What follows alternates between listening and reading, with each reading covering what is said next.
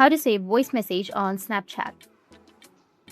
So if you want to save a voice message on your Snapchat, then what you need to do is first, you just need simply make sure that you have a stable internet connection. After that, open up your Snapchat application. After opening your Snapchat, you need to go with your chats where you have your voice note. Once you have your voice note, now if you want to save your voice note, then what you need to do is tap on the voice message or go with the three dots which will be on the right side, and you will have a save option, or just simply tap and hold on to that message and then tap on save in chat. And as you can see that your message has been saved. Or what you can do is just simply go with your screen recording option. You'll find your screen recorder. You need to just simply turn on your screen recorder. After turning on your recording, you need to play the voice message, and after playing, it will be recorded on your screen recorder or your voice recorder, and then you can just simply go and stop it.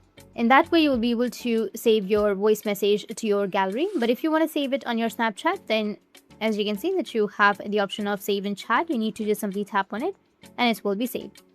That's it, and if you have any questions, feel free to comment below. Thanks for watching.